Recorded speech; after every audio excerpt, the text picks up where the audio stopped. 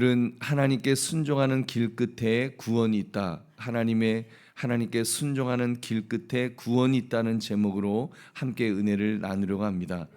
오늘 말씀은 어제에 이어서 다윗의 노래입니다. 근데 오늘 대목은 좀 당황스럽죠. 여호와께서 내 공의를 따라 상을 주시며 내가 여호와의 도를 지키고 내가 그의 앞에 완전하여. 여러분, 이 말씀만 보면 다윗이 자기 자랑을 하는 것처럼 좀 느껴질 것입니다.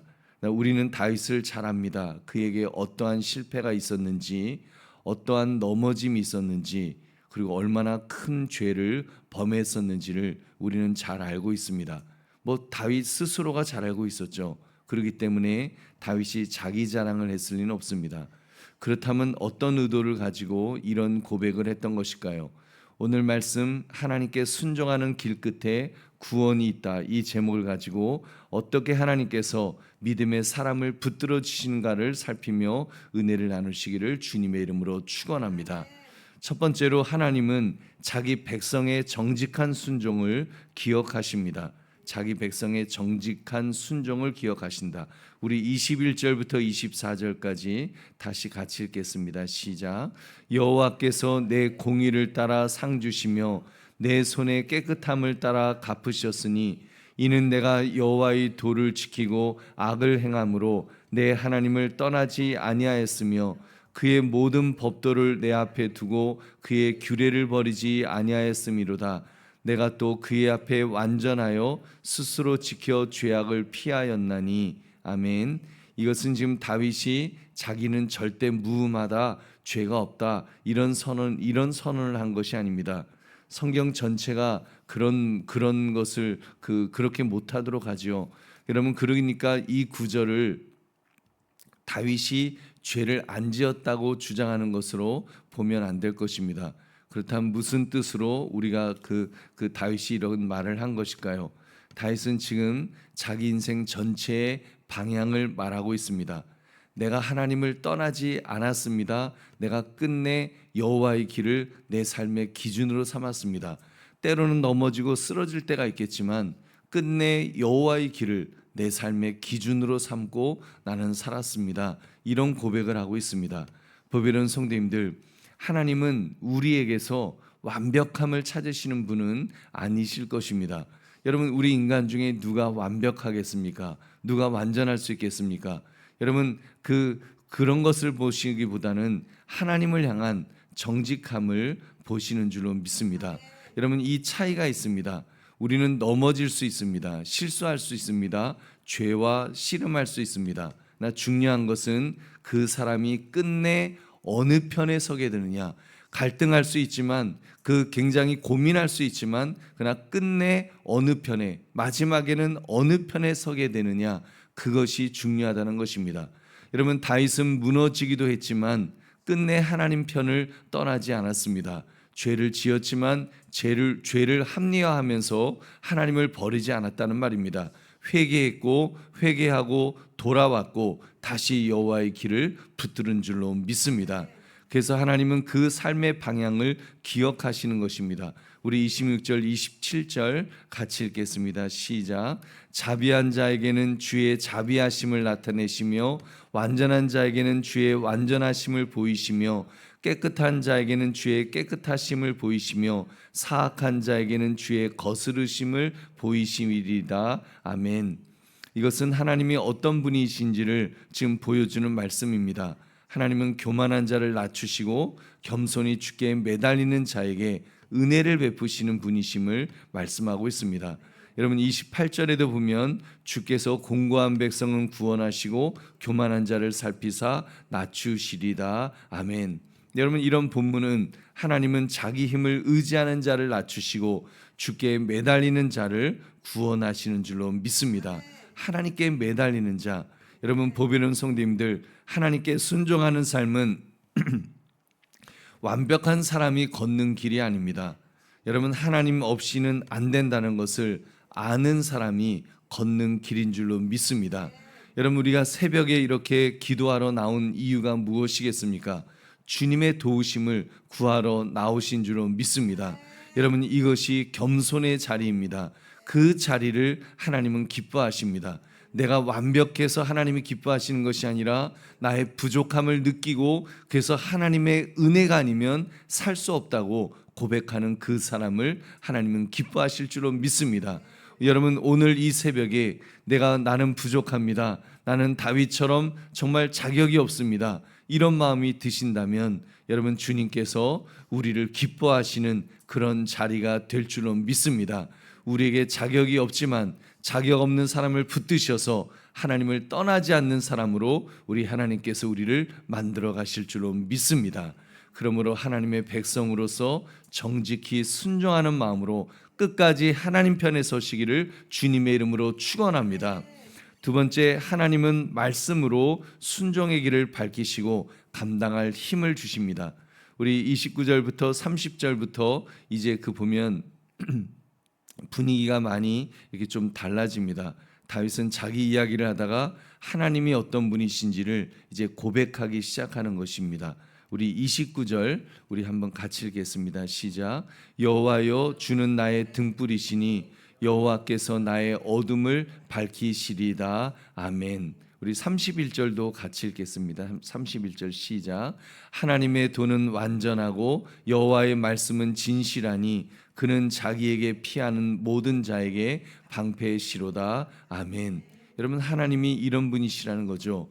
여러분, 순종은 먼저 빛을 받는 것에서 시작됩니다. 순종은 무조건 내가 이를 악물고 이렇게 버틴다고 버틸 수 있는 것이 아니라 먼저 하나님이 나의 어둠을 비춰 주셔야 됩니다. 그래서 다윗이 말하는 것이 바로 이런 것입니다.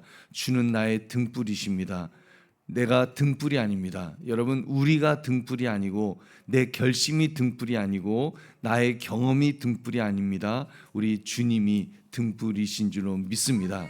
여러분, 우리는 종종 내 판단이 맞다고 생각합니다. 내 경험이, 내 계획이 현명하고 똑똑하다고 생각합니다. 내 인생은 그렇지 않습니다. 어느 날 갑자기 앞이 안 보일 때가 있습니다. 왜 이런 일이 일어나는지 모를 때가 있습니다. 기도해도 길이 막힌 것 같고 순정하려고 해도 뭔가 좀 헛갈리는 그런 때가 있습니다. 그때 필요한 것이 무엇입니까? 여러분, 더 센 자기 확신이 있으면 될까요? 결심이 있으면 될까요? 그런 것 아니죠. 하나님의 등불이 필요한 줄로 믿습니다. 여러분, 우리 30절 말씀 같이 읽겠습니다. 시작. 내가 주를 의뢰하고 적진으로 달리며 내 하나님을 의지하고 성벽을 뛰어넘나이다. 아멘. 여러분, 중요한 것은 적진보다 먼저 주님을 의뢰하는 것에 있는 것입니다. 하나님을 의뢰하는 것, 하나님을 의지하는 것, 그것이 먼저라는 겁니다. 그리고 전쟁은 그 나중입니다. 내가 적진으로 달려가기 전에 먼저 주를 의뢰하는 것, 하나님을 의지하는 것, 우리의 빛이신, 내 삶의 빛이신 그 하나님을 바라보는 것, 여러분, 그것이 가장 중요한 줄로 믿습니다. 우리는 자꾸 순서를 바꾸려고 합니다. 먼저 뛰어들고 나중에 기도하려고 합니다.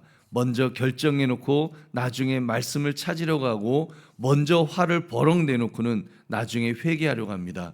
여러분, 그러니까 늘 넘어지는 것입니다. 다윗은 알고 있었습니다. 말씀이 먼저다. 정말 그 빛이신 하나님이 먼저시다. 그래서 하나님을 의지하는 것이 먼저다. 그 다음이 싸움이다라는 것을 그는 잘 알고 있었습니다. 우리 31절 오늘 본문의 핵심 우리 같이 읽겠습니다. 시작. 하나님의 도는 완전하고 여호와의 말씀은 진실하니 그는 자기에게 피하는 모든 자에게 방패시로다. 아멘. 다윗의 인생을 붙든 것은 그의 의지가 아니라 바로 이 하나님의 말씀, 하나님의 도는 완전하시고 여호와의 말씀은 진실하니 그는 나의 방패시라고 하는 나의 모든 것, 나를 지켜주시는 분이라는 사실을 그는 분명히 하고 있는 것입니다. 우리 보배로운 성도님들, 우리도 마찬가지입니다. 말씀이 없는 순종은 여러분 오래가지 못할 것입니다. 감정으로 며칠 갈 수 있겠지만 말씀으로 붙들지 않으면 끝까지 못 갑니다. 그래서 우리가 새벽마다 또한 말씀 앞에 서야 하는 것입니다. 여러분, 기분보다 말씀을 먼저 들어야 되고 그래서 내 생각보다 성경이 내 삶의 기준이 되어야 될 줄로 믿습니다. 우리 35절 36절 같이 읽겠습니다. 시작. 내 손을 가르쳐 싸우게 하시니 내 팔이 노화를 당기도다. 주께서 또 주의 구원의 방패를 내게 주시며 주의 온유함이 나를 크게 하셨나이다. 아멘. 여러분께서 누가 내 손을 가르쳐 싸우게 하시는 분이 누구십니까? 하나님이시죠. 여러분, 내 손을 가르쳐 싸우게 하시니 내 팔이 노화를 당기도다. 여러분, 그런 활을 당기는 것도, 활 쏘는 법도 하나님이 가르쳐 주신 줄로 믿습니다. 누가 방패를 주셨다고 했습니까? 여러분, 하나님이 주셨다 그랬죠. 구원의 방패를 나에게 주시며, 여러분, 그 주님께서 방패도 주시고, 또 누가 나를 크게 하셨습니까? 하나님의 온유하심입니다. 여러분, 이것이 놀랍습니다.